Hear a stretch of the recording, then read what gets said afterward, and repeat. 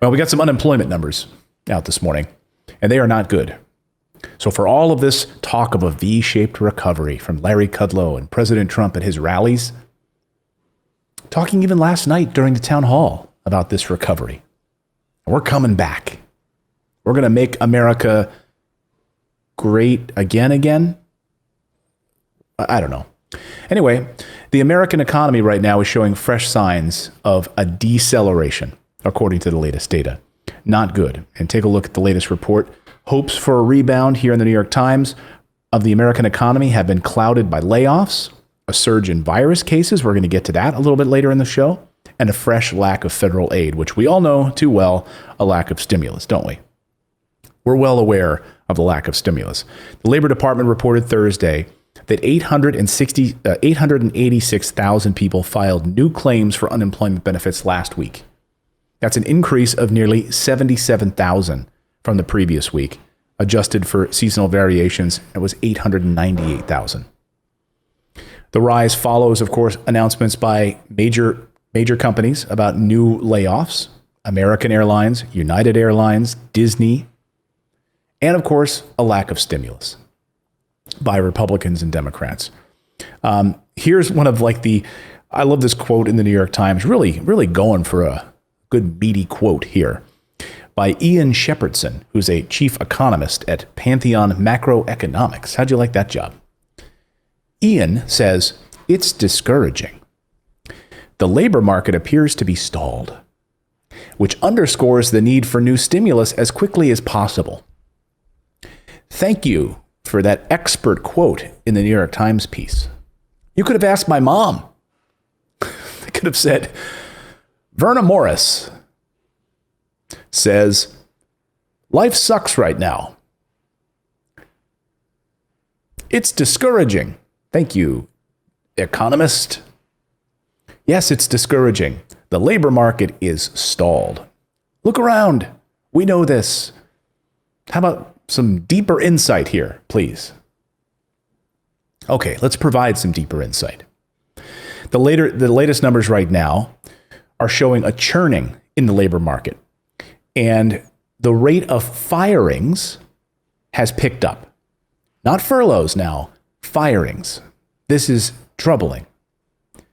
This is supposed to be a V-shaped recovery, folks. We keep hearing it. Next time someone says it's a V-shaped recovery, I want you to drop one of these fingers. Catch me? Hey, it's a V-shaped recovery. Yeah. I'm about to drop a finger. It's not a V-shaped recovery. Federal program, of course, set to expire at the end of this year is really troubling because it's the Pandemic Emergency Unemployment Compensation. So what we're seeing now in the labor market is people leaving the state-run programs for unemployment, going now to the Pandemic Assistance Program, which runs out at the end of this year. No stimulus plan. No call to renew that program. 2.8 million people were getting extended benefits. That's a jump that was just around 2 million last week. Now it's up to 2.8. The 13 weeks of extended unemployment benefits have dried up. So now we're seeing people turning towards the federal assistance program through the end of the year. I love that ends on December 31st, as if the pandemic ends on my birthday. That's my birthday, by the way. I expect Starbucks gift cards. The pandemic will be over on December 31st, so just mark your calendar, folks. New Year's Eve. More layoffs are expected, according to the latest data. Hospitality continues to struggle. We now know as states go under further lockdowns, Canada is extending its closures of the border. Who's going to hotels? Who's traveling? Who's getting in airplanes? No one. If you're going anywhere, you're driving someplace. But all these hotels that were overbuilt to begin with are now empty.